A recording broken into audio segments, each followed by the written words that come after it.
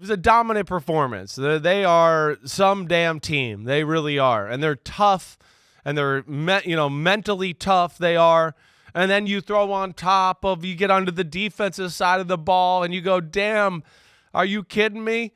They got Jalen Carter at pick 9? What? I mean, Jalen Carter's, he's arguably he's the best defensive player on their team already. He's the best defensive player on the field already, I think. That's what we're getting to. I mean, look at these plays that he busts through the line of scrimmage and pushed the pocket. I mean, he's taking 300-pound linemen and just going, now I'm going to take you right back to the quarterback, no problem. And then the next play, he can win with athleticism and hustle. So it's just incredible what the Eagles got, on both sides of the ball. And then you add on Nolan Smith, who they got the end of the first round, and he had a few plays last night. The Bucs couldn't run the ball. They had some chances early on, Mike. That was their chances. Mike Evans dropped some passes early on in the football game that hurt them. It just took too long for them to get going. And it's when you play the Eagles, you got to be functioning at your best and at a very high level if you think you want to compete with that group. Let's talk about Jalen Carter just for a second. Yeah. Because we all knew the guy was going to be great. These red flags were out there. And I'm not condoning in any way, shape, or form what he did. The drag racing, the speeding, he was involved in the incident that resulted in 2 people dying. Right. Had charges. That all hit when we were at the scouting combine. There was this nagging question of, does he love football? Will he show up and play every week? All that stuff we hear from time to time. Yep. 8 teams had a shot at it. Yeah. Anyone else could have offered the Bears more than what the Eagles did to flip-flop 9 and 10. Because the Eagles at least realized, you know what? We better go ahead and they don't even take the chance. Right. Because somebody else may be thinking, yeah, this is nuts. This guy's special. This guy's potentially dominant. Is it as simple as, because I think a lot of this happens when it comes to the draft.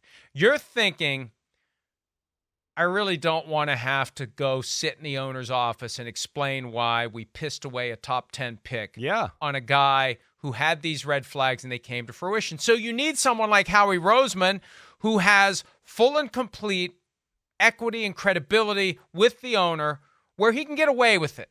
And if it turns out that Jalen Carter ends up being a bust, we at least did it consciously, and I'm not concerned that it's going to get me fired if I'm wrong. I think so many of these teams that have those high picks, and there's a guy there, and there's a red flag, you have people who are afraid that if the red flag starts flying, then the owner starts firing people, so we're just not going to do it. Yeah. Whereas I think now you're going to have some of these owners of some of these teams that were in the top 10 saying, what was wrong with you? Right. What the hell? Right. Why didn't... Oh, well, we have this and this. But look, I encourage open debate here, and you got to bring this to me, and you got to make this case.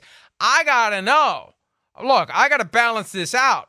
If I'm trading, the opportunity to have generational talent against the possibility that he's not going to work out, I need to get a sense of how generational this talent's going to be before I say don't do it. So you're going to have some owners, I think, that are going back to their executives saying, why did you not stand on the table and jump up and down that I should go get Jalen Carter with this top 10 pick that we had? Yeah. I think you're the first thing you said there, right? The cachet, right? And that's Howie Roseman has that, right? He's got a lot of great picks, so he's granted a little bit more leash by the owner to make decisions like that. And then I think when you add on top of it going, wait, and if it doesn't work out, I still got 7 other all-stars on my defensive line, so we'll be okay.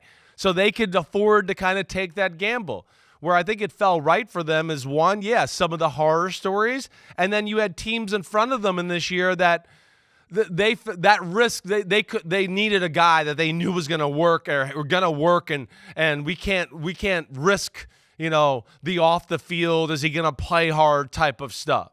And they got lucky that way, But as you heard me say very early on in the draft process, right? I mean, he was the best player in the draft, And that's where, like you're saying right now, the owners are going to be a little bit, some of these owners are going to be like, damn, how did we, not think about that more seriously, whatever it may be. But he's phenomenal. He's a new age Warren Sapp to me. That's what I feel like I'm looking at. Like, it's like Warren Sapp evolution 25 years later. He's a little bigger, a little more powerful, right? And has that athletic ability and the bendability.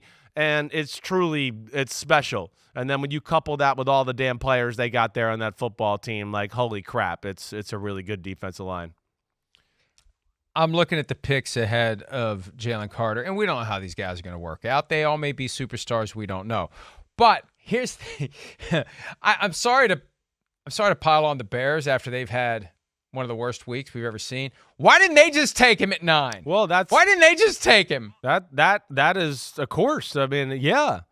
They don't have a. They don't forget have whatever the Eagles gave him to flip flop. Take Jalen Carter at 9. I know. I think there's pressure of the O-line, and I'm guessing they're not sure about the character of Jalen Carter. But yes, I mean, you look at them and go, that is a team that is in desperate need of a difference maker on the D-line. And again, hey, who knows? Maybe it wouldn't have worked out quite the same way at all the other places. Like we said during the draft process, True. The Eagles, right, with the Georgia guys, the environment, Fletcher Cox, he's got a lot of things there to push him in the right direction. And, of course, that helped Howie Roseman sell that to ownership or whoever he needed to make this work too. It's pretty good, though, when a luxury pick ends up becoming a foundational piece of your team. It's unbelievable. For years to come. Yes. Hi, it's Mike Florio. Thanks for watching PFT on YouTube. Hit subscribe for the latest news and analysis from Pro Football Talk.